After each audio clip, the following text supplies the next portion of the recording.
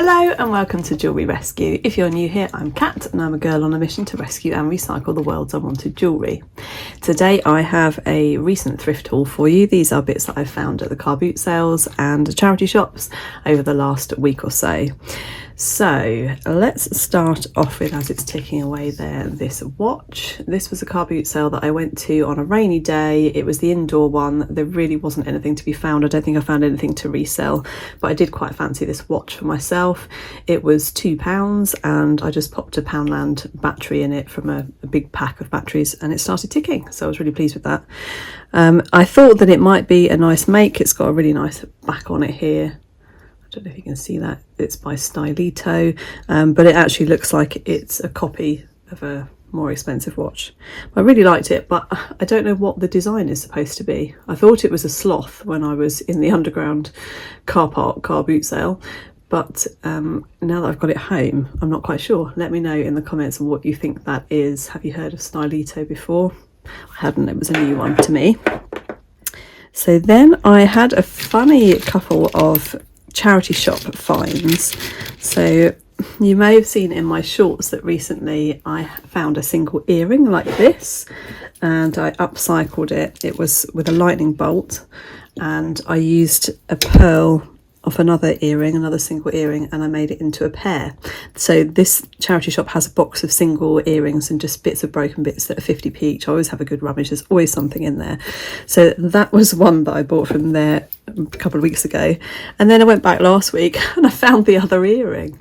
So what do you think I should do? Shall I make it back into a pair or shall I make another mismatched one? I think I might make another mismatched one, or I could even do the lightning bolt with the raindrop and then do two clouds together with pearls. Let me know what you think in the comments. I'll be interested in your thoughts on that one. And then this little guy, this is a funny one. So from the same charity shop 5 years ago when my youngest was born, so it is pretty much exactly 5 years ago, I found this little enamel pin. I suspect it's probably a charity one. It doesn't have any names on it. It's probably a children's charity badge. And I put it on the changing bag rucksack. I was so pleased with it because it was so cute. And the very first time I went out, he fell off and I never saw him again. And then there in the same box, in the same charity shop 5 years later, was the same one for 50p. So I picked him up and I've really enjoyed wearing him on my pinafore this week. So hopefully he'll stay with me this time. Then I went back to another car boot sale. Actually, I went back to the indoor one again. Yeah, I think I went 2 weeks in a row. And I found 3 cloisonné bangles for my collection. You might have seen these in the shorts. They were £3, so £1 each. And they're really pretty ones. They've got the pattern on the inside as well, which they don't always have. And they're a colour that I only had one of. Oddly, I found one, I think in an unboxing a couple of weeks ago. You might have seen this one, which is slightly thicker and is the same colour. They're the only ones of that colour that I've got. So strange that they should come to me in quick succession. So I was pleased with those. Let me know as well in the comments, please, if you were interested in seeing my enamel collection, because I've got quite a lot and maybe it would be nice to share. Then I don't think I picked up anything else at that car boot sale. I bought a jewellery box for display in one of my shops, but that was it. Then I went back to a Wednesday boot sale. This was last week and I bought a little bundle of things. So first one was this little magnifier on a pendant, which I thought might be handy to wear when I'm out thrifting, just to have a surreptitious look at the hallmarks. So that was quite fun. And then in the same bundle I got this one, which has got the look of the Scottish agate pendants, probably 1970s. I think that's glass, and yeah, it's just a white metal one, but fun, and that will probably go into my Etsy store. There was a bundle of things, all from the same seller. This beautiful brooch, look at the sparkles on this. They're prong set rhinestones, and they do appear to all be there. So no markings on the back. Let me know if you know who that was made by. No, I was kind of half expecting to see a mark on the back, Sarah Coventry or an Avon or something, but there wasn't. So shout at me if you know who the maker of that one was.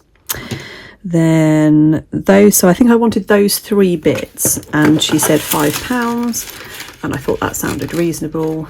I know this one will sell for at least 15. This one, I'm not really sure. I need to research on that one. I wanted for myself anyway.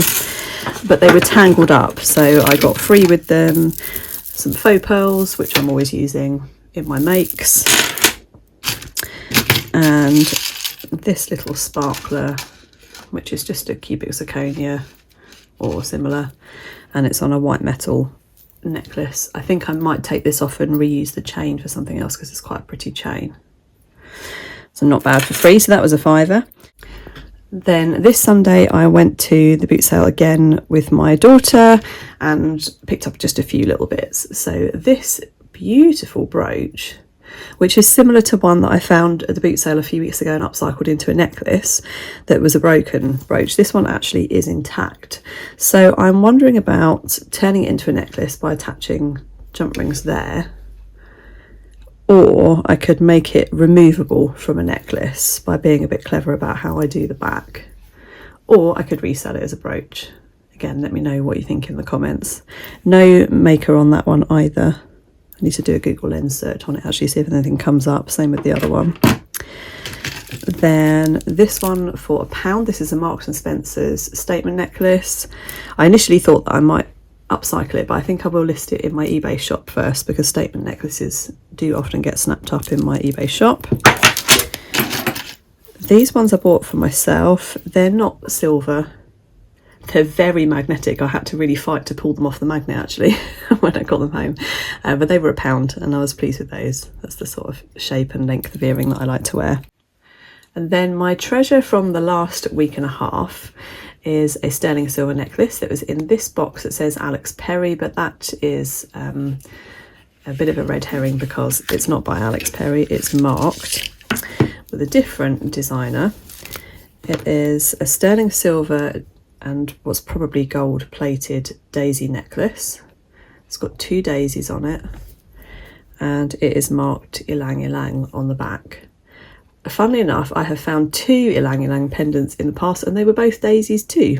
They were big enamel ones. This one has got a really pretty gold plate centre, similar to the ring that I wear pretty much every day, and I have a bead of it as well on a charm bead. So this one may stay in my collection, we shall see. It needs a really good clean up, and I think because of that I only paid £5 for it, which I think was a really good price. It's got a lovely sterling silver chain that's all marked as well. So that was my treasure. What was your favourite piece? Let me know in the comments. Do check out another video on the screen. Subscribe if you haven't already. Check out the new membership option. There will be early access to my videos, loads of other perks, including exclusive videos, discounts off my online stores, custom emojis and so on. So check that out as well. See you in the next one, guys. Bye.